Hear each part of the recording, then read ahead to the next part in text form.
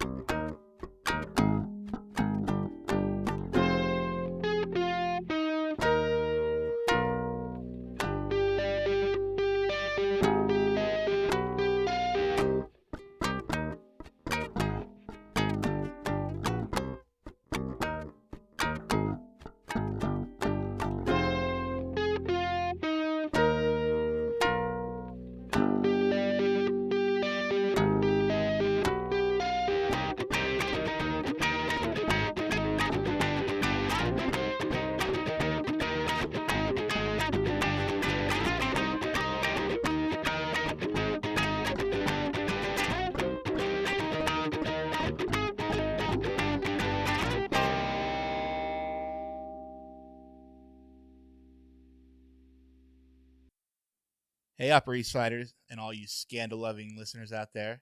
You just tuned into the Non-Judging Breakfast Pod, where the coffee is hot, the waffles are fresh, and the gossip is hotter than ever. My name is Leif, and I'm your seasoned Gossip Girl veteran. And I'm Steve, and I'm exploring the glitz and glamour of the Upper East Side for the very first time. I'm your newbie, your greenhorn, your... I don't know, Leif, what do you call the new kid on the block in Gossip Girl terms? I think they would label you as a project. You know, the girls that have a potential to be a Blairite. Well, then dress me up in an Eleanor Waldorf original and let's get started. Sounds good. So here's the deal, folks.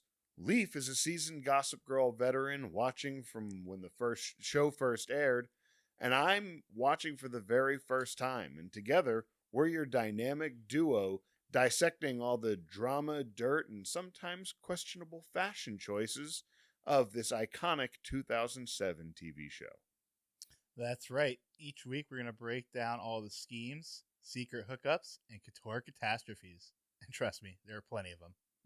And because we are all about inclusivity here at the Non-Judging Breakfast Pod, there is always room for you at the Non-Judging Breakfast table, whether you are a newbie like me or a seasoned veteran like Leif. Go ahead and grab your coffee, a mimosa, or some of Nate and Chuck's special medicine if it's that type of morning, and let's dive into it. All right. Today we're going to be talking about Season 1, Episode 7, Vitor Vitrola. The original air date was November 7th, 2007. Do you get the reference? The reference Victor Victoria. I've never actually seen the movie, but I'm aware of it. I know that there's something to do with, I believe, like burlesque drag show, something like that. Yes, I actually just watched this for the first time last night, and it came out in 82, but it was set in 34, and it definitely felt like it was set in 1934. Which, you know, at one hand, it's some aspects were somewhat progressive. There were several openly gay characters, including the third build, Robert Preston, who was, you know, openly gay.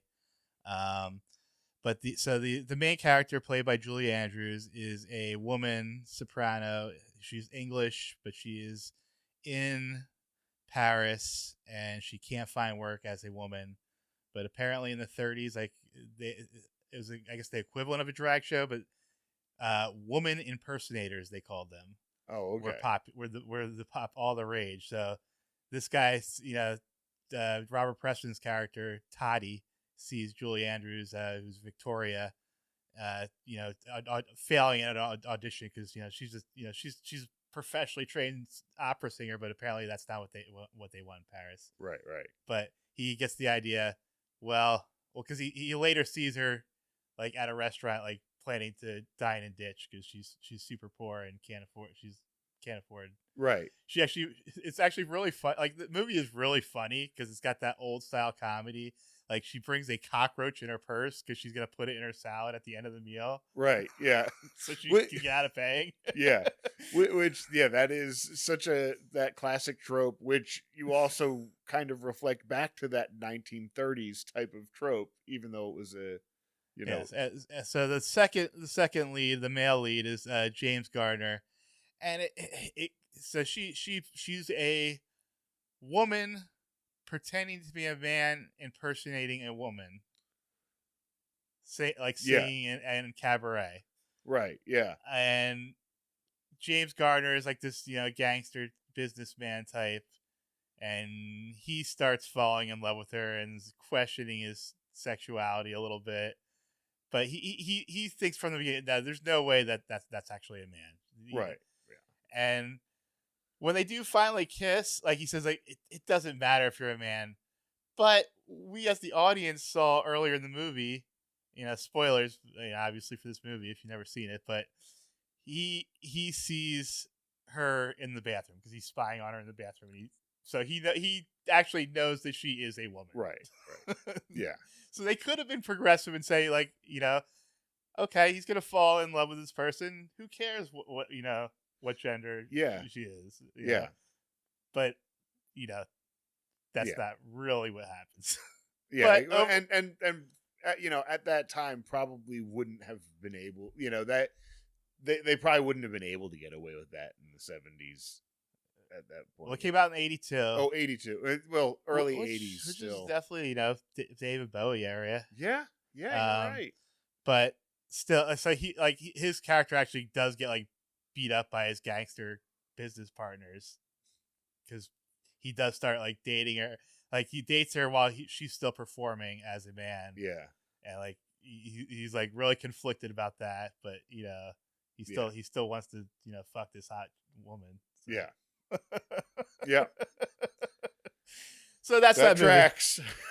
So there is some overlap. There's definitely the cabaret aspect in this episode. Yeah, and there you do see the one cross dresser there, the drag queen. Yeah, there is, and just that burlesque, the burlesque show atmosphere too. Yeah.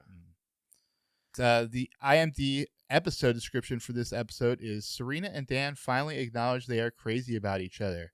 Jenny discovers a secret about her parents, and Blair is once again devastated by Nate's actions. Yeah.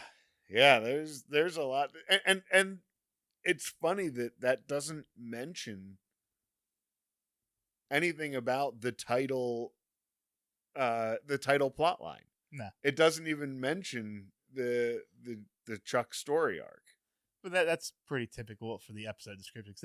These are the episode descriptions that came out from CW like before the episode came on. Yeah. And then we got it was directed by Tony Warmby, who's done 10 episodes of The OC, 7 episodes of Gossip Girl, Supernatural, Bones, 90210 reboot, Crossing Jordan, and The X-Files. But like really for the last like 10 years, he's done strictly NCIS and their various spin-offs. So he's done 89 episodes directed. So yeah, I'm sure he's making good money. Yeah. I mean, good for him. Network TV. I mean, if you never refuse a network TV job. Yeah. I remember when Kiefer Sutherland took 24. And I remember thinking, wow, why is he taking this big step from being this Hollywood movie star? Why is he going to TV? And then I saw an interview and he's like, a steady paycheck for like 24 weeks? Yeah. Like, no doubt. Plus, if you can get a show to 100 episodes, you're basically set for life. Yeah. Because you're going to get residuals forever. Yeah. Which is something I didn't realize when I was, 20-some years old. Episode written by KJ Steinberg, which I think is a woman. She did 4 episodes of Gossip Girl, 9 episodes of This Is Us, and some various other small things. Mm-hmm. Nothing too special. Anyways, anything else about that? I wanted to, not about that. I'll wait until you move on into other stuff. I have a note in here for when we move on to other things. We have another entry into the number 9. Well, go ahead. I mean, next thing is going right into the episode. Oh, okay. So we do have Tommy Eaton 4 from TikTok, and Tommy Eaton is actually also a friend of mine that I used to teach with out in California.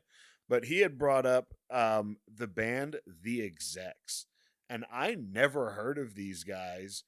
And I look them up, and they have like a few million listens on Spotify. Like they were around in the 90s, and I just completely missed these guys. I played the first couple of their singles that showed up. Nothing that I ever heard at all. I feel like timeline switch somewhere, or they're just that forgotten. Yeah, I'll have to check them out. I've never heard of them either. Yeah. Never heard of them. Well, keep it coming, Tommy. Yeah, keep it coming. Let's go ahead and get into the episode. We open. Have you heard, Upper East Siders? Burlesque is all the rage again, and sometimes a little raging is exactly what you need. Gossip Girl monologues as the episode opens with a grainy film shot of a burlesque show. The letterbox pulls out, and Blair is performing a striptease on the stage as Chuck sits in the audience entranced. Wait, that's Blair? And as always, Chuck is aiming to be ahead of the curves, but let's not get ahead of ourselves. Yeah, so, and we don't realize it's Blair at the time. I mean, like, we know it's Blair. You can't watch that and not know it's Blair. But that setup is so great, because, like, who is that girl? I have no idea. Yeah. You know, like, it really worked. Yeah, and then we do flash back to the same club 2 days earlier as Chuck is with Blair explaining his plans to open a nightclub called Vitrola. What do we think of the use of medias res here? Well, for one, I want to go back to that opening scene where they're dancing, and you get that shot of Chuck with that beautiful Vitrola right in the center of it too. Mm-hmm. Like that, it's eye catching, and it just brings that, like, that the episode title and the title of the club, everything just, you know, kind of comes together already in those first moments when you see that. It's such a beautiful piece there too. Yeah. Medias res. Any thoughts of the use? I'm unfamiliar with the term medias res. So it's the concept of starting the story like in the middle. Like, the most famous example is probably Hamlet. Yeah. Yeah. Okay. Oh, yeah. I actually, I love it. I love when we have to kind of. I think that a huge writing problem that a lot of people have is starting their story too early. And so for me, somebody who loves short stories, somebody who loves getting right to the point, using as little words as possible to tell a story, mm-hmm. I love when that technique is used. Yeah, so as long as it's not overused. Right, yeah. I think Smallville got in the later seasons got into the habit, like they use it like a lot in like the last 3 or 4 seasons. Yeah, well, and I mean, I wasn't really watching much by then, but they use it a lot. I feel like even in earlier, like that there are many of those. Oh, here's the big tease. I think like when he learns to fly, I feel like they do that. He didn't actually learn to fly until the last episode. Not fly, when he learns to jump really fucking high. That episode where they teased all summer that he was gonna fly, and then he just jumped really high. Anyway, I was so mad at that. Like the first time he really jumped high was when Lionel and Martha were held hostage at Luthor Corp, and he like jumps from the building. There's sometime he jumped there. I think it may even have been a red kryptonite thing, one of the first ones. But he like when he jumps, it just ripples out from the ground around him. And like all Oh, so season, you're thinking of the season 4 premiere? yes, because Um, all summer the whole tagline was "Look up." yeah. Okay. Yeah. So that was not actually Clark per se. So that was he spent the whole off season summer in like locked in the cave, getting reprogrammed by Jarrell, and Yeah, it was some. Yeah, he was Kal-El. yeah. That's what it was, and I just remember being like, "You bastards." No tights, no flights. And but anyway, back to Gossip Girl. Yes. Um, We're we're in this scene. It is the first time we've seen Chuck sympathetic, like truly sympathetic, truly nervous, like talking to Blair. Mhm. He's eager for Blair's approval. Yes. You know, and he values her opinion. he does. And he sees her as an equal. He always has. He's always treated her as someone on his level who can play the game on his level. Mm-hmm. Yeah.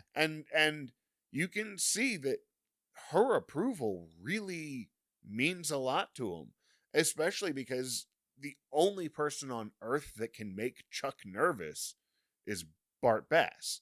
and he's got to present this to him. Mm-hmm. Well, and apparently Blair, he is a little. He's like she's the pre-approval. Almost. Yeah, yeah. Like if Blair thinks this is a bad idea, it's probably a bad idea. So we move on to Nate's townhouse. His mom tells him he has to go to rehab, and a rehab of his choice. When Anne leaves the room, the captain tells Nate that he will make sure Nate doesn't end up at an institution. Way to go, Dad. Yeah, good. There you go. Way to come through for him. I love that Nate just doesn't, he just sees through all the captain's bullshit. But the captain's also like, I landed the Waldorf account and you landed the Waldorf. You didn't land shit. The ring landed the Waldorf account. Yes. Mm-hmm. Your wife got it. Yeah. Yeah. Your wife got it with and her money. One ring to bind them all. The Vanderbilt diamond. The Vanderbilt diamond. Yes. We shift to Brooklyn, and Jenny is on the phone with Vanessa looking for the bracelet that fell off at the masquerade. Rufus is having an argument with Allison on the phone, and we get Rufus' irritated response to Jenny's question. Yeah, I think I saw that next to the ambiguous, vague thing by the nondescript place. Yeah, because, telling you that I lost a shiny fucking diamond is really nondescript, because that's so, in place in this house. Way to take your misdirected rage out on your daughter. Yeah. Well, at least I'm sure he won't do that again.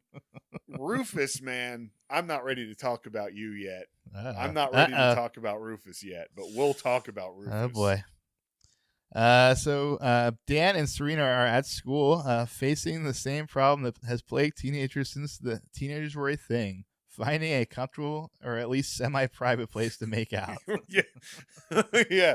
Join theater. There's always a couch somewhere. Well, I like Dan's comment about the plague of the Manhattan teenager, no cars. Yeah. Yeah. So we go on to Jenny arrives at school and is confronted in the hallway by Nate. Nate tries to buy Jenny's silence for the mix-up at the masquerade. They are interrupted by Blair, who has a missing bracelet. Blair threatens Jenny to not keep secrets. Talk about getting it from both sides. So when Blair sits down, well, first of all, Nate comes in with some strong arm captain tactics. Yeah, that was not a good look for Nate. It was not a good look for Nate. I'm going to give you these chocolates to shut up. I bought you some really super fancy chocolates to keep your mouth shut about the way that I fucked up. And as soon as Blair sat down, it's so funny because we've talked about Nate the himbo, right? But like part of that quality is also knowing how to manipulate those situations. And the way that he pivots on a dime, boom, I got you these chocolates. I'm so sorry I messed up, baby. It was like, damn. You see the look on Jenny's face, though. Yeah. She caught it. Yeah. Oh, because Jenny doesn't miss a thing, right? Jenny doesn't miss a beat. And so, yeah, I was really disappointed in Nate. Things were looking, Nate's stock had been plummeting, from the previous couple of weeks. And it looks at this point like it is still in a downfall at this point in the episode. And well, up until last week his stock, so it's been plummeting from the beginning, but starting last week and definitely in this week, it's actually been his fault. Like before, it was like just circumstance. Yeah. He just had a shitty life. Yeah. Before it was usually the shit that was putting the captain up, captain related bullshit. Yeah. And the whole being in love with someone that you're not dating. Being with someone you're not in love with. Yeah. All of those things. Yeah. But now, like at the party, trying to say you love you to Serena, and now with kissing her, and kissing the wrong person, and then going up to the wrong person, calling her that name again to say that you know what you did, God. And then trying to buy her off with chocolate. She looked so awkward that first day when she first came up to. Bad look, but at least we know. If there's one thing we know about Jenny, she's great at keeping secrets. Yeah.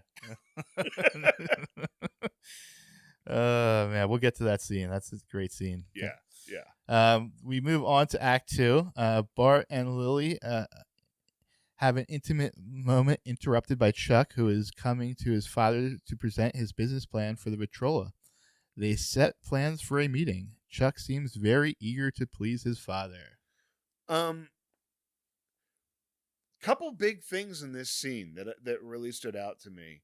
The first was, the interaction with Lily was fantastic, and like, I loved her reaction to Chuck. I loved their interaction. I loved all of that.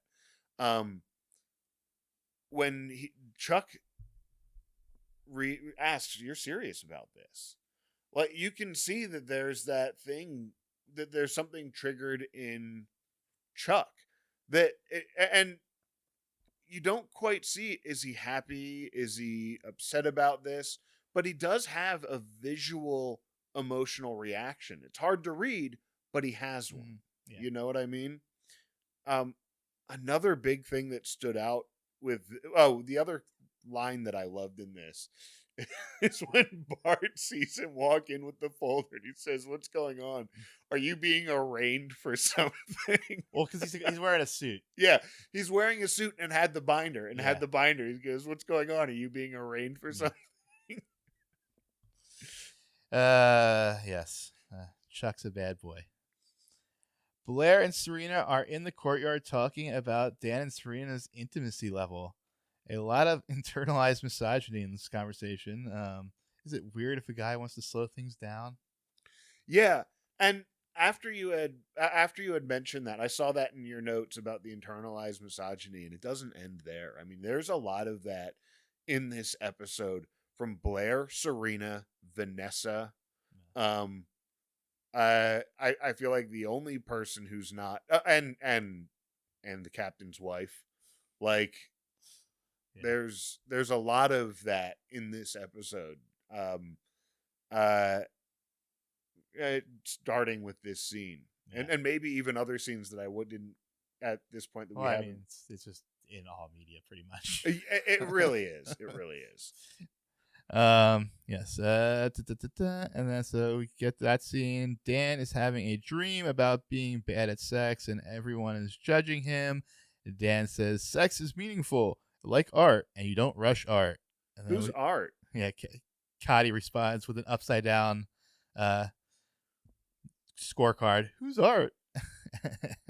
Which I think was a good bit of writing by the show, because it shows Dan as an unreliable narrator, Because we do know that Cotty is actually quite smart, but Dan sees her as being an airhead. I was going to bring that exact thing up. I really loved that we know that these two are far smarter than what they've shown anywhere else, and that we kind of know, as we've discussed previously, that their involvement in this world and their status as Blair's minions is a vehicle to their own success. Yeah. They know what they're doing very much. And Dan just sees them as these mindless minions. Yeah, minions. And it really did. That unreliable first person narrator is such an amazing tool, and they used it so great in this scene. And they use it a few times in this episode. Like, yeah. I love the dream sequences that we see. And then Dan's dream merges with the real world as he wakes up to the sound of Rufus once again arguing on the phone with his wife. Yep. Now Dan, who knows Alice is having an affair, Jenny secretly overhears their conversation, that is Dan and Rufus, but when she walks in, neither Humphrey man want to tell her what they were talking about. Yeah. So first of all, Rufus. First of all, you have a fucking cell phone. Go outside. And you do say, "Oh, Dan, I didn't know you were in there." But check before you go yelling on the phone with your soon-to-be ex or whatever, with your whatever ship that you have going on. Yes. And then Dan, that was shitty. That is shitty big brothering, Dan Humphrey. Like, Jenny knows. She already knows. And now she was just told, "No, I cannot rely on any of the men in my life who after being fucking manipulated by a fucking man who kissed her against her will the week before." So, and once again, we end the scene with Taylor Munson just staring daggers into the camera. Yeah. Yep. Sometimes it feels like Jenny is honestly the only person who really understands what's going on. All right. And then let's see where I lost my place. That was 10. That was 10 here. So Nate calls his dad on his way to their meeting, but his father has to cancel for business.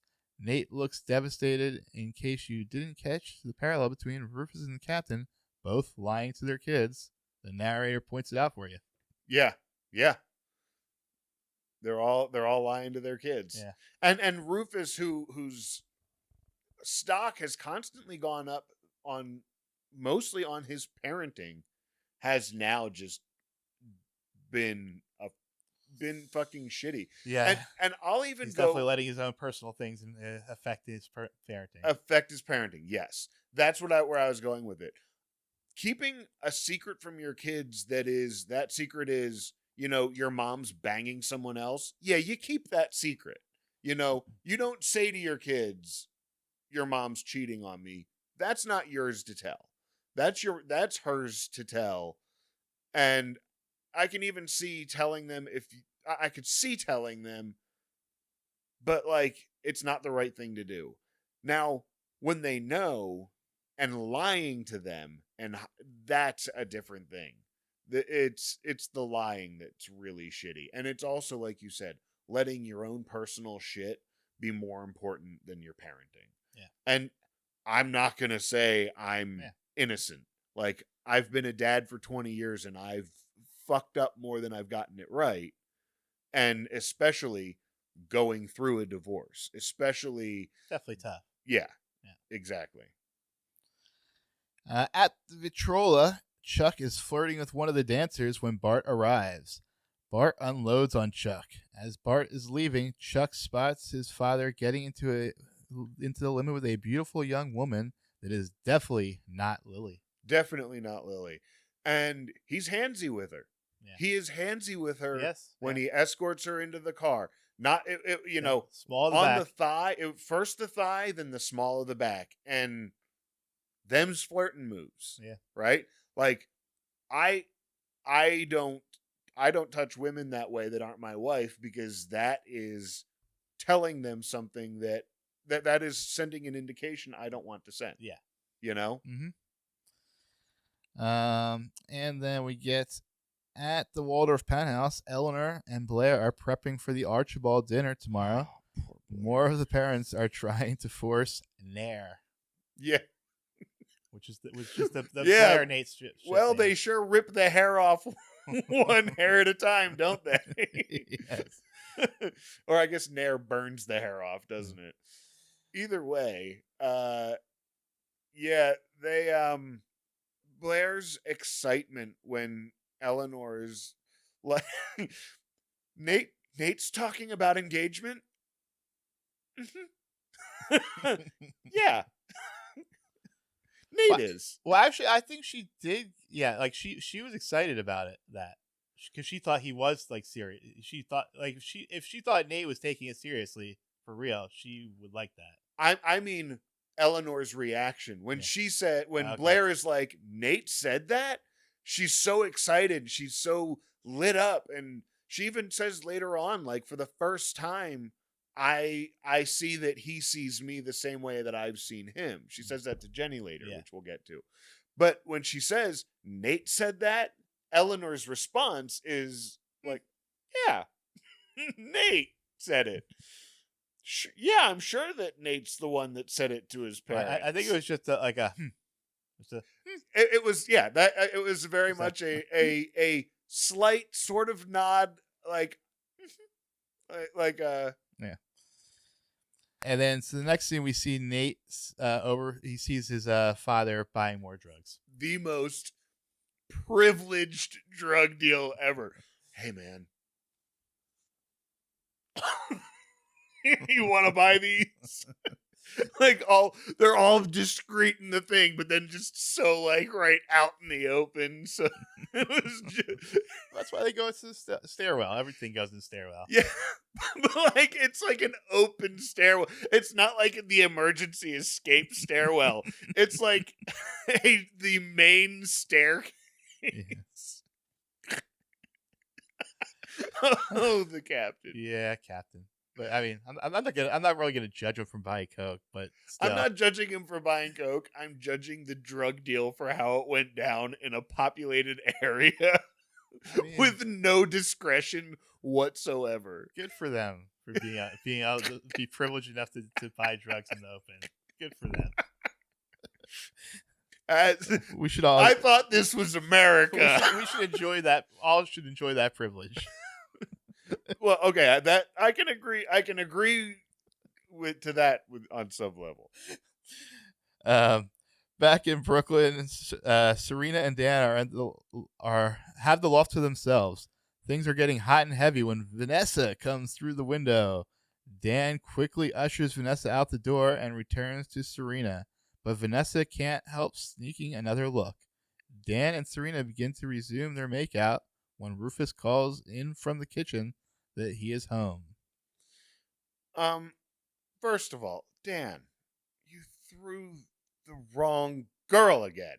You threw Serena off the bed. I get maybe you were startled, but you threw her off the bed when Vanessa shows up. Bad look, son. It's a bad look. Vanessa, what the fuck? I can't really, like you said, I think he was mainly just startled there.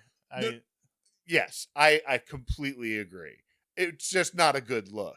Yeah, he immediately gets up and pushes Vanessa right out the door. Though. Right. My then follow up collects his wits. He does he's good. It's just, like I said, not a good look, but he does the right thing. But then Vanessa, what the fuck, you stalker. Like, you fucking back the door back. Yeah, open. you fucking creeper. Like, what are you? Oh yeah, I'm just gonna peek back in to see what they're doing. What the fuck, Vanessa? Yeah, not good for Vanessa. Yeah, bad look for Vanessa. Yeah. And I do like that Dan is like, the window is now not how you come in here. Yeah. Like, this is not boundaries. Boundaries. You come through the front door now. Let's see if Vanessa recognizes those boundaries. Oh yeah, I bet. And then we get back at the Waldorf penthouse. Blair tells Jenny about the Archibald diamond. Nate plans to give to her. Jenny is feeling guilty, reveals the masquerade mix-up. Blair, tears forming in her eyes, dismisses Jenny for good. Yes. Did I miss something? What scene is that? Oh shit, we did skip some scenes, didn't we? Yeah, I think so. Okay. Yes. Sorry. So Chuck is drunk outside the palace and has a heart-to-heart with Lily. Lily is a good parent to everyone but her biological children. Yeah. My note here is Lily giving parenting advice ? So this is a kind of running theme. Lily is a great parent to everyone but her biological children. Yeah. And yeah, because I said, what does Lily know about being a good parent? And that's and is this the first time we're seeing this? Because she's sweet to Chuck, and she was also like decent. She was good with Nate. She was like real friendly with Nate, and she was a little sparry with Dan, but I thought it was kind of cute their interactions. Yeah, and in fact, even to that degree, she did have some level of concern for Dan at that one in the one episode. Yeah. But then so also Chuck lets slip about Bart getting into the limo with the other woman. Yeah, and man, Chuck, you had every right to do that. Dimes his dad out. Yeah. And man, like your dad hosed you. I love Chuck in this whole scene. Again, Chuck is sympathetic in this episode. And when he says, like, the line of, he started from nothing and now he has everything. I started from everything. If the only way to impress him is for me to start from nothing, why doesn't he take it all away? Yes. The Chuck glow up is definitely in full effect now. Yeah. Yeah. It really is. And like, I'm not forgetting what happened in episode 1. What is happening here, this self-awareness is, and that moment of like, why not just take it all away? All I want to do is impress him, and I can't because I'm already rich. And I'm already rich because of him. Just take it all away. It was very moving. Yeah. Definitely, they're definitely trying to make you feel something for Chuck. Yeah. So at Nate's house, he confronts his mother about his father's problem, but she is in a complete denial. But did Anne know the captain's coat? It was captain's coat from the beginning. Yeah, I mean, she pulls the ripcord pretty quick. It's either she already knew, she at least suspected, but was willing to play along as long as everyone else was. I think from the later scene, it's pretty clear that she did know. Yeah. I think so too. And I also feel, which is now makes Anne just as bad a parent as the captain, pretty much. Yeah, well, and the other thing that really makes Anne just as bad a parent as the captain is the fact that all of the captain's problems are Nate's fault. Like, it's Nate's fault he doesn't want to go to Dartmouth, and that's why the captain's doing coke. Yeah, because she makes that leap pretty damn quick. Yeah, well, your dad's been going through a lot lately, and if you weren't such a pain, then maybe he wouldn't be doing coke. Yes. And then so back in the loft, Vanessa comes into Dan's room without knocking. At least she comes in the door, but she doesn't knock, and just lies down in bed with him. They talk about their views on sex. Vanessa slut shames Serena and is overall judgy, but does give Dan some good advice at the end. Yeah. Vanessa, man, she would. I like, once again, Dan being like, no, you have to knock when you come in. And again, just lays down on the bed. But then the whole thing about slut shaming Serena. And like, yeah, that's what girls like her are. But me, if it was me, these are the things I would want. It's like, including, she mentions a boarding school professor, which would assumably be somebody taking advantage of a 15-year-old girl. Yeah. Yeah. Yeah. So she was raped, basically. Yeah. She if she was raped by a boarding school professor, And then she's going to shame her for that too. And yeah, just I nothing about Vanessa in this scene felt anything but ick. Yeah. You know, the whole like, well, this is what I would want if it were me. Obviously, Serena wouldn't want any of those nice things because she's slept with other people before. Like, what the fuck? Yeah, ridiculous. So then we get back to that. Getting rid of Cedric is. But yeah, good advice. Getting rid Good of advice Cedric about and getting rid of Cedric. football sheets. Yeah. Which, Rufus also mentions later. Exactly. At the Waldorf penthouse, Blair tells Jenny about the Archibald diamond Nate plans to give her. And Jenny is feeling guilty and reveals the masquerade mix-up. Blair, tears forming in her eyes, dismisses Jenny for good. You can keep a secret, right? Jenny is the worst secret keeper. Both Taylor and Leighton killed this scene. They killed it. Absolutely. I'm just like, I just see Taylor Jenny's struggling whether to tell her or not. Yeah. And knowing that, what happened is probably going to happen, but she knows if Blair finds out on her own, it'd be 10 times worse. Blair made it clear, I don't like secrets. Yeah. And then she asks, I found the can you keep a secret because of Jenny's previous proving track record of she can't. It was Eric. Yeah, Nate isn't aware of that yet, though. So. Right, yeah. But well, Blair, because Blair asks Jenny, "Can you keep a secret?" in this scene about the ring. Yeah, and then that's when she comes clean. But what you were saying about that's like a little. That's like a little secret. It's gonna come out. Yeah. That's just like I just love that bit in at least in my head. Yeah. Anytime anyone asks Jenny to keep a secret, I'm like, ooh, oh boy. But in general, the rest of that scene though, you're dead on.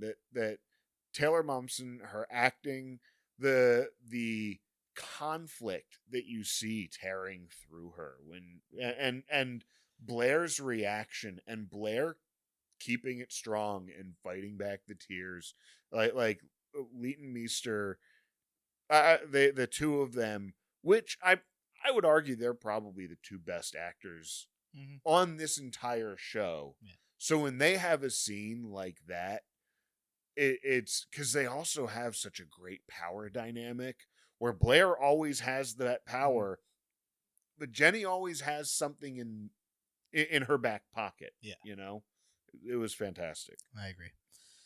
And that is the end of Act 2. So we get into Act 3. A very reserved Blair enters the dinner party. That opening shot of Blair with the makeup and this bright, vibrant makeup and this just crushed, defeated sadness in her face. It got me emotional watching it. Yeah. It's just that juxtaposition. She is stunning and just it was like looking at a painting. Robin referred to her as an American Girl doll. Yeah, she was dead inside. Yeah. She had no life to her. Yeah. And she looks like an American Girl doll. It's stunning shot. The colors in the background, like everything about that scene just tore my heart, So good. Yes. Another dream. This time it's Serena and Nate hooking up at the Shepherd wedding with Dan watching for pointers. The way the shots are cut, it leads me to believe that Blair is also kind of remembering this, picturing this in her head at the same time. Yeah. But I'm guessing this shot was kind of awkward to shoot because at this time, Penn and Blake were definitely dating at this point. Oh, really? I didn't realize that I don't know any of the. Well, it's kind of obvious to tell when they're making out, they are actually making out. Oh, that's really funny. Yeah, I had no idea. And like just watch them around. Like their hands are always like on each other. It's like they're clearly a couple. Oh wow, that's really funny. But then they have to shoot this scene where Penn's like standing there watching his girlfriend make out with someone else. Yeah. Well, and which of course, but it was a hilarious scene. Yeah, and wouldn't that be awkward to imagine that? You would feel awkward imagining it. The thing that I love about this scene is that you get to see Chase Crawford be funny. Yes. You get to see Chase Crawford open up and not be serious Nate all the time, but you get to see you get to see the deep a little bit. Yeah. like you get to see him. Oh yeah, man, it works every time. Like it's just, I love Chase Crawford in this scene, which again is that unreliable third person narrator. Like this, Dan, it's your imagination is you projected back on you. Yeah, and it was really Chase Crawford doing Dan Humphrey, and it was fucking brilliant, and it was dead on. Yeah, he was great. Yes, I agree. And then, so this time, Dan wakes up to Rufus coming into the room, who sees Dan's laptop open to sensual massage. Rufus gives the same advice as Vanessa about changing the sheets. Yeah. Dan, hide your business. You live in a very small loft. He's in his room. Yeah, it's. I just feel like everything he tries, like, reading the Kama Sutra, but I guess he just needs to find some.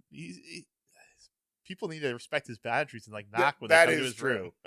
I actually forgot to bring up the Kama Sutra thing, that he's reading the Kama Sutra, and how that is such a Dan Humphrey, wow, I need to know how to do this thing. What should I do? Read some books about it. I need to do research before I can enact this. It's so Dan Humphrey. I love it. Yes.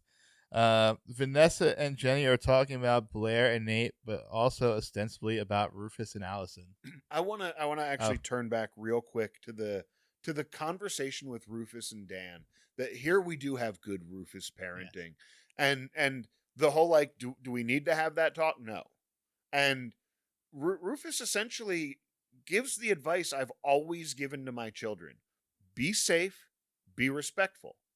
It's those two things. Respect yourself, respect your partner, respect your boundaries, be safe for you, be safe for your partner. It's all about those two things. And Rufus really brings that home. It's really be safe and, remember Make to sure both of you are ready to do what you're going to do. Yeah, exactly. It was really good parenting. And then laying it down with the football sheets and Cedric. It was, bringing it on home with but also being the cool dad. yeah, exactly. Also being the cool dad. So that was actually the first time Rufus actually came through with some good parenting in this episode. Yeah. So then we had just gone on to the Vanessa and Jenny talking about Blair and Nate, but also ostensibly Rufus and Lily. Yeah. And Jenny kind of having that spark. You see that Jenny and Jenny, after what happened to her in the past couple days, you can imagine she needs her mom right now.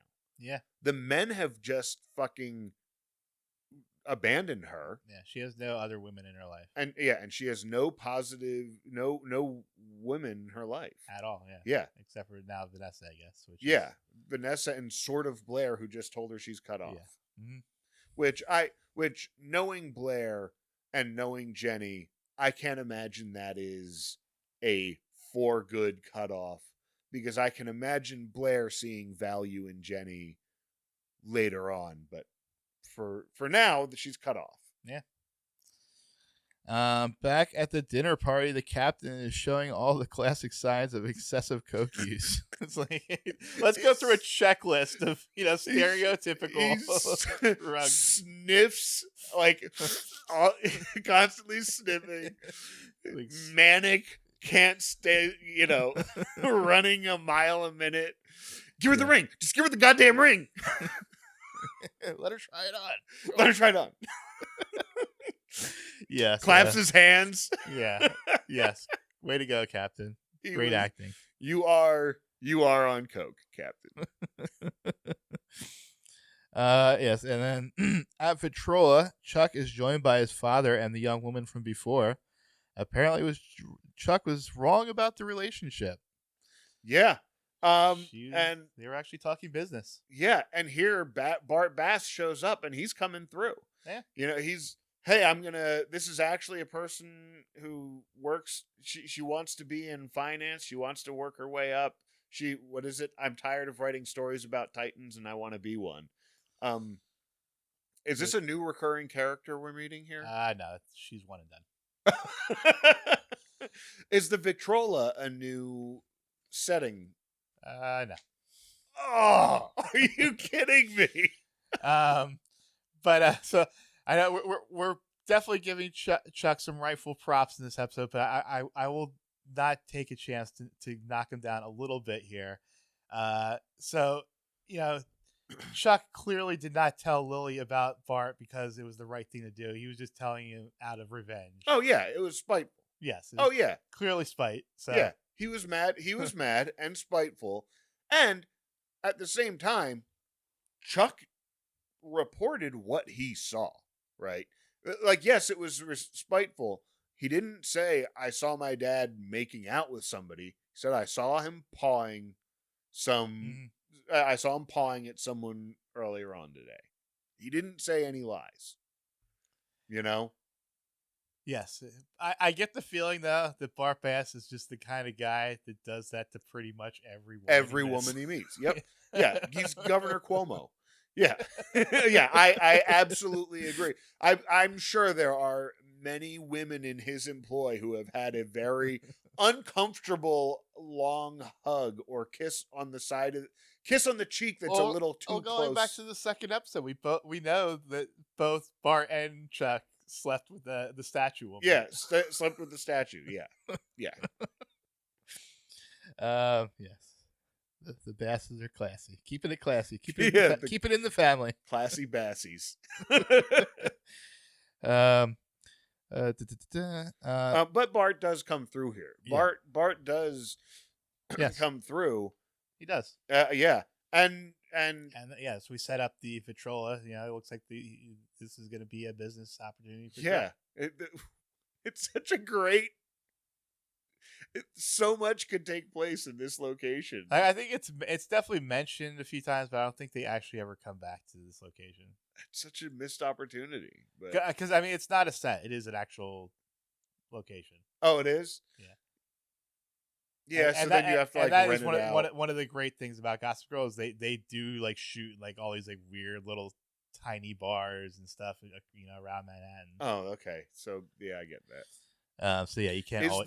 Is it actually the Victrola? I am not sure about that. Okay, I'm not sure. Because I love that Victrola, I said. So outside the Waldorf penthouse, Nate confronts his father, whose response is to knock Nate to the ground. Luckily, the cops are right there. Nate tips him off to check the captain's pockets. Then Nate bribes the doorman to keep quiet. However, Blair spots everything through the window. Yeah. Captain decking his son in the middle of the street, not a good look. But and I love Nate just check his pockets. Nate but that also still covers it up at the same time. It's just weird. He covers it up to the people upstairs. He doesn't want to blow the deal. He doesn't want to do that, but he wants his dad to get the it's not going to come out. But he he mentions don't talk to any reporters or anything. I think he says. Oh, I thought he said if anyone asks. Yeah, my father went home. But I was I thought that was implying so he doesn't want to get out. He thinks he could get arrested, but no one will find out because it's just drugs. Right. You'll be out on bail. Because he's convinced we'll just go and pay my dad's bail, which we find out later. He just needs to teach him a little lesson. Yeah. Go on timeout, Dad. Yeah. you're on coke timeout. Yes. Chuck and Bart argue about Lily, but Bart will continue with the plans for the Vitrola. Yeah. Chuck's defense is great. Like, Yeah. I don't see how any of this is my fault. Yeah. You know, like if she believed me, there's a reason. And Bart was like, Yeah. God damn. And he kind of, and then he's like, I'm gonna go fix this. I'll fix this. It's not a big deal. Yeah. but like, you know, I really liked that Bart also showed that self-awareness of like, yeah, I'm pissed that my kid opened up his mouth, but he's right. Yeah. So I'm gonna go fix this. And cause his demeanor changes before he leaves. He goes from being angry to, all right, I'm gonna go fix this. Yeah. You know? And then we get Blair confronts Nate about his father. Then Blair reveals that she knows about the masquerade mix-up. They break up again. Is this the end for Nair? Blair fucking owns this scene. When she first of all, she doesn't cry. She just looks him dead in the eye, and then she says one of my favorite lines we've come across so far when she says, go, he needs you, I don't. And gets into the car. Boom. Like, good job. Go Blair. Good job, Blair. Go Blair. Yep. And then so Dan surprises Serena with a romantic candlelit bedroom. Now it appears that Serena is the one overwhelmed by the moment. Yeah, and here they actually come together and talk about it, and it really is a very healthy interaction between them. I actually really loved that. So she's had sex before, but she's never really cared about the people she's had sex with. Yeah, and more importantly, the people that she's had sex with never really showed that they cared about her. Mm-hmm. You know, they never looked at her that way. Yeah, as she said. And then we get Blair shows up at the Vitrola in Nate's place. The music is playing, and we quickly realize we are back to the opening scene. Robin turned to me and goes, imagine you're booked to play a show, and you're up there singing. And someone just walks up there and starts taking off their clothes and singing right alongside of you. I'm like, yeah, I'd kick them the fuck off this stage. Who does that? Like, they have an act they're performing, and you're just gonna go up there. I mean, granted, it was a burlesque show, and she just kind of joined in. Yeah, it was. And who's gonna turn down Leighton Meester? You know, she's gonna. Yeah. I mean, I'm not that saying Valentino slip dress. Yeah. But we get that scene, and that is the end of Act 3. We move into the epilogue. Rufus is cleaning cobwebs at the gallery when Lily shows up, bottle in hand. Yeah. And first of all, so for one, Rufus, you don't need to be a dick. But also, Lily, what are you doing? What are you doing? When we know what you're doing. Yeah. But he was irritated, but like he quickly got unirritated. Yeah. When he's like, oh wait, this is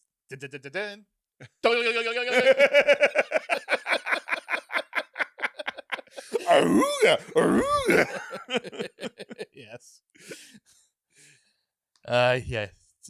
Revenge and just getting back with the old flame. Yeah. But they didn't leave off. Did they leave off with that being ambiguous? No, they do. We see another scene with them. Okay, that's what I thought. Yeah. They're in the final montage. Yes. Okay. But we get back at the loft. Dan and Serena are building up to the moment. However, Serena, although not a virgin, reveals she has never had sex while in love. They both decide they are in no rush. And they just kind of end the episode cuddling. Yeah. I thought that was beautiful. And yeah, great. And real. Yeah. You know, that kind of thing happens, and it's real, and especially at that age when you're not sure. Mm-hmm. And I feel like that's a real healthy thing for people watching this show to see, you know. And then there's also a lot of that internalized misogyny in this scene too. With you see in Serena with her being like, Dan says, "Wait, you've never?" She goes, "No, I wish."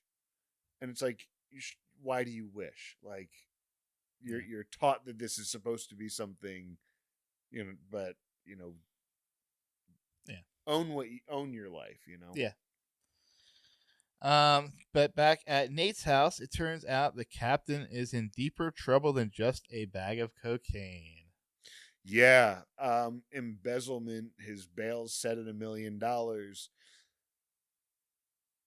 I do feel like Anne is a little shocked about the additional charges.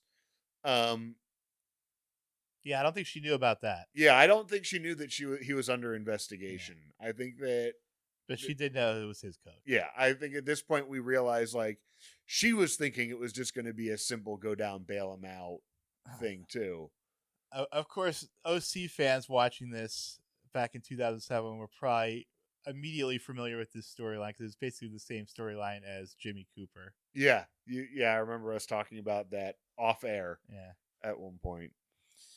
And then we end the episode with a montage set to Sum 41's "With Me."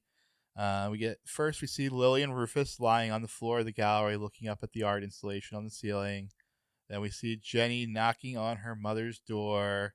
So she's going to see mom. Then we see a shot of Dan and Serena cuddling in bed, super cute. And then, of course, the music kicks up, and we see in the limo Blair and Chuck hooking up, and Blair finally loses her virginity.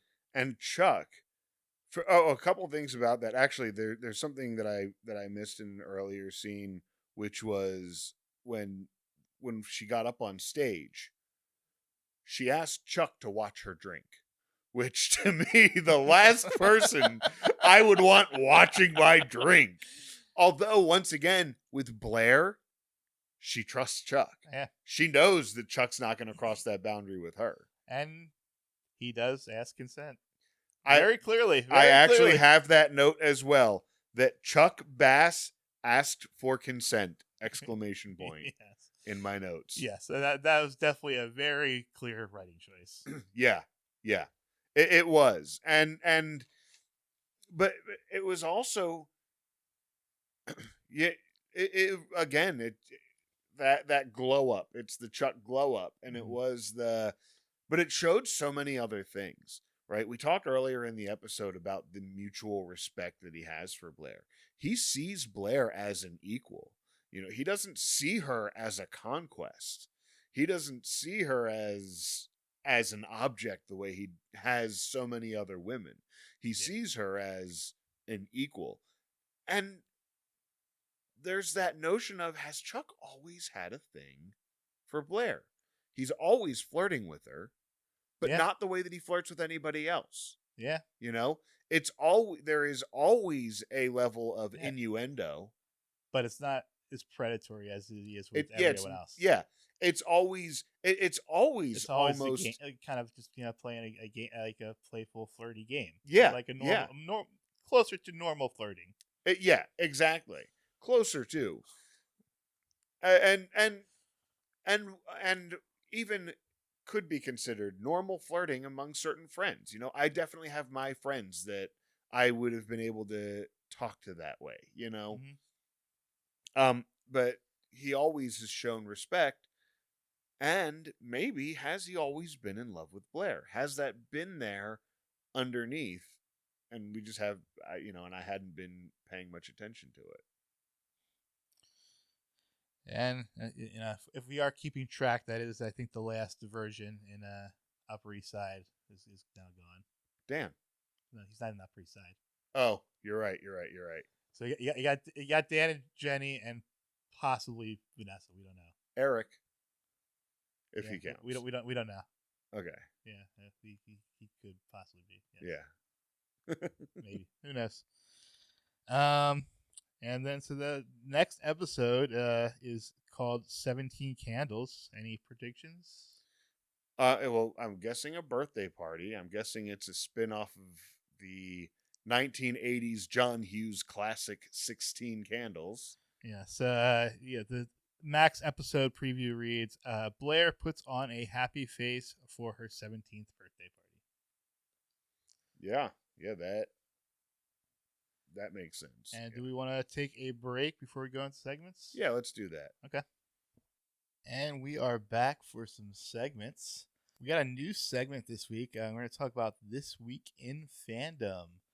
So I've been going back and reading the message boards from the now defunct Television Without Pity. I don't know if you were familiar with that website at all. No, never heard of it. So it started out as like a Dawson's Creek recap site, but then they started recapping other shows, and they were very funny. Obviously with the name Television Without Pity, they were pretty merciless on the show. Yeah.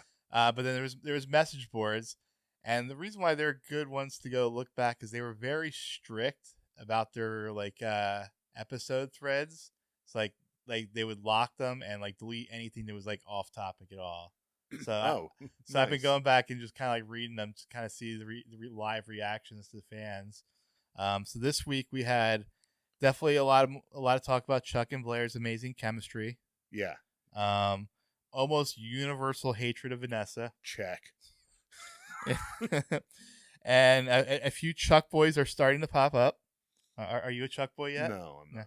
Not a Chuck boy. No. And yes, Leighton Meester getting a lot of acting praise. Yeah. So definitely agree with pretty much everything there except for the Chuck boy.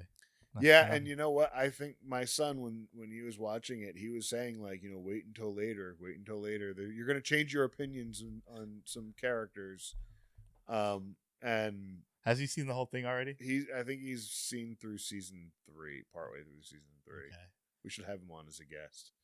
Yeah, if he's interested, that's fine. He might be. That'd be funny. All right, and then so we will go on to episode grades.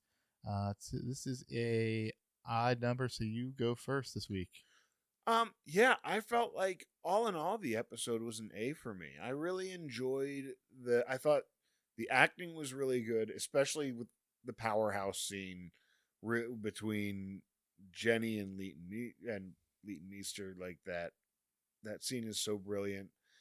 I thought that aside from not finding it a very fashionable episode as opposed to other ones, I found it to be a good episode.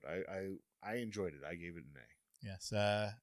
I agree completely. It was definitely an A episode. I thought the writing might have been the best writing of the series. We had the unreliable narrator usage twice. We also had the medias ras at the beginning. So yeah, the writing was good. You got great acting all around. You had Taylor and Leighton's scene was probably the highlight of the episode. But also you got to see a little bit of Chase Crawford's comedy, and Penn was his usual funny self.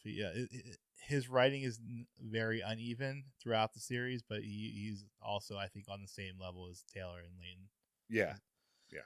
But he doesn't get as good as storylines as Leighton or Jenny, Blair, or even Chuck. Chuck is going to start getting a lot of good storylines going forward. Oh, okay. As we already saw, you get the sympathy with the dad stuff. Yeah, and it's funny because Bart is just not the terrible parent that all of the other parents are, yet he raised Chuck. Which again, of course, he's pretty bad. He is very cold, and he is. I guess all he really gives Chuck is money.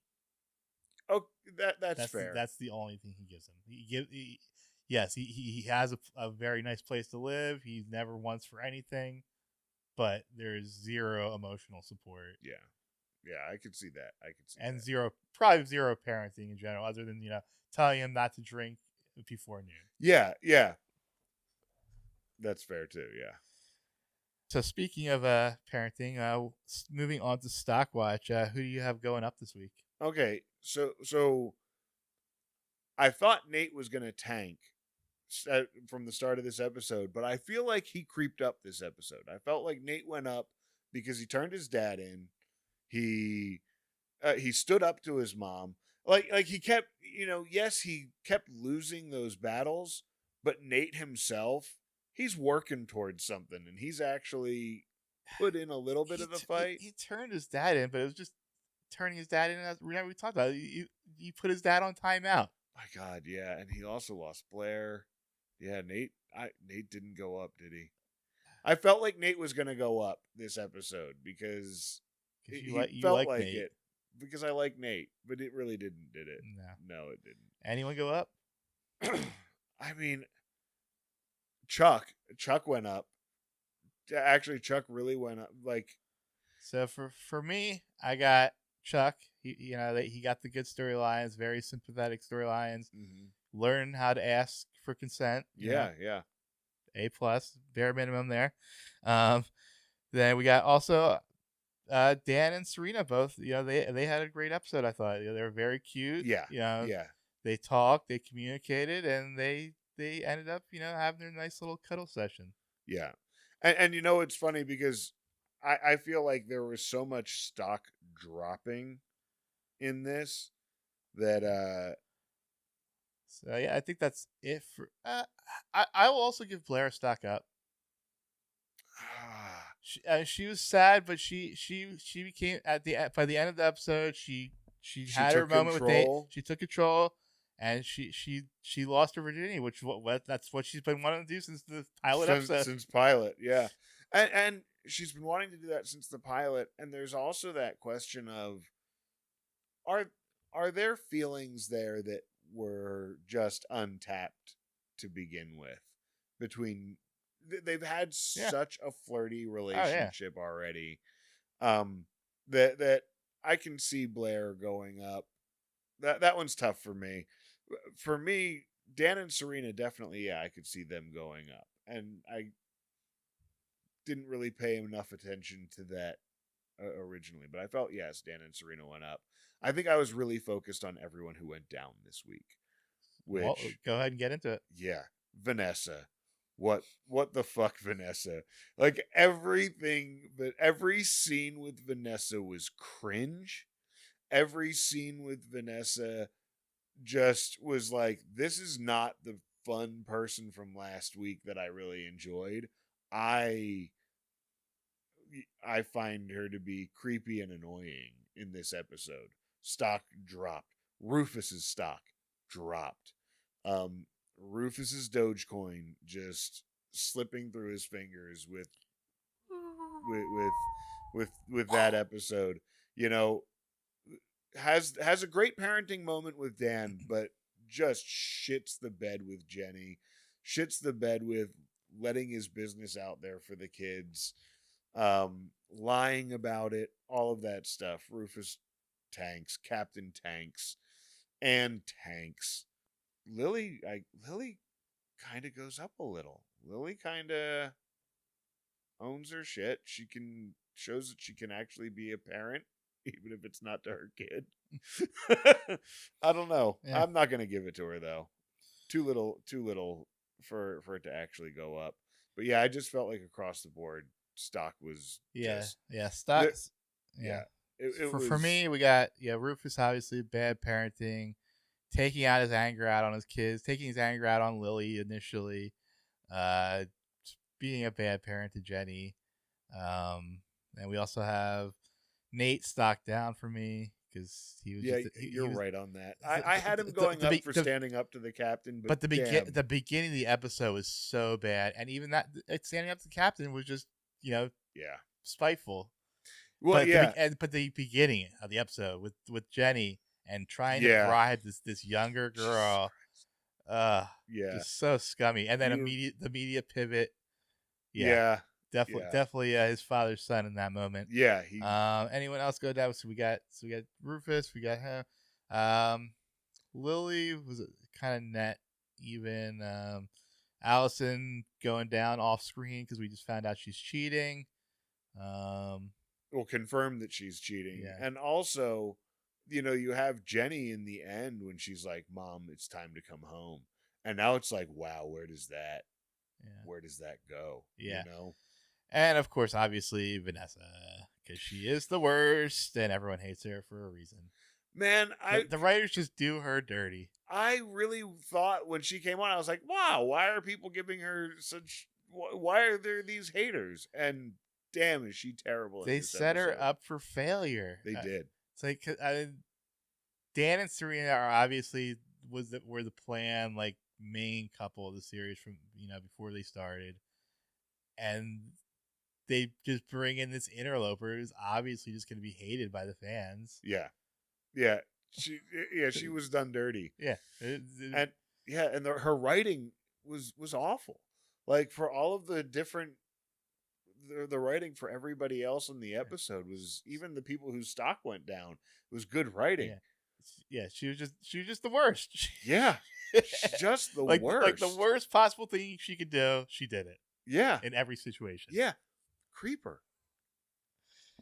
So that is our stock watch. Who did you have for best outfit? I'll be honest, I struggled this episode, and I even went back after watching it again last night, because I watch a second time, take more thorough notes. Last night I even went back again and just started flipping through, because the most memorable outfit obviously is Blair's outfit, but I didn't love it. I didn't love that dress. I loved the look. I loved that American Doll look that she had. But I think that the thing that I liked the most was Chuck's suit when he was trying to propose the idea to Bart. Yeah, like that. We're right in the same wheelhouse, because I picked the same suit, and it was actually kind of similar to what I wore for New Year's Eve. Oh, awesome! I did not have the pinstripes. I was just a gray tick suit with a purple shirt, and I had a silver bow tie instead of a regular tie. Yeah, and Chuck rocks the bow ties. I mean, later in the episode, he has the bow tie, and purple is also his color. Yeah. Chuck, he is definitely into the royal purple. Yeah, and he kills it, and it's kind of easy to pick Chuck because he is just so well dressed in pretty much every scene. Yeah. Except for the athletic ones. Right. Yeah. He can't quite knock down the athletic wear. Yeah.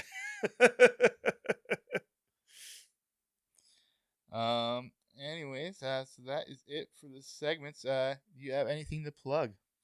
At this moment, I don't think so. I think that this is February, right? By this time this is out, so I don't have anything other than my socials and whatnot going on at this moment. Which are you can find me on Instagram, steve.marchion. That's Marchion. You can also find me at Steve the Weed Wizard on TikTok. And yeah, and you can find me on Spotify as well, Steve Marchion. Spotify, Apple Music, Amazon, iHeart. Wherever you can find this podcast, you can also find my music. All right. So I actually saw a new show recently that I enjoyed. It was called Fleischman is in Trouble. That's a phenomenal show. Yes, I love on that. Disney Plus and Hulu. Yes, with starring Jesse Eisenberg and Claire Danes. Yeah. And then you got Adam Brody and what's the other woman's name? Lizzie Kaplan as the best friends. So and of course Adam Brody from the OC. So probably some crossover with our audience. Yeah, and also from How I Met Your Mother, right? Was he in that? Isn't that the husband? Isn't that her husband? Who's husband? The best friend. Robin? Yeah. Who's her husband in the show? Barney? No. The in Fleischman's in Trouble. No, it's not Barney. I'm talking about the main guy in I can't think of his name. Jesse Eisenberg? No, the main guy in How I Met Your Mother. Isn't he the husband of the Lizzie best Kaplan. friend? Yes. Yeah. Yeah, that's where I was going with it. Yes, Josh Radnor. Josh Radnor, that's it. Yes. Because he was also he starred in that show about the musical, the high school putting on a musical. Anyway. You can follow us on Instagram and TikTok at Non-Judging Breakfast Pod. You can also follow us on Twitter at NJBpod. And also, you can find us on Facebook. We have a community there, so you can take a seat at the Non-Judging Breakfast table. Just search for us at Non-Judging Breakfast Pod. And what else, Steve?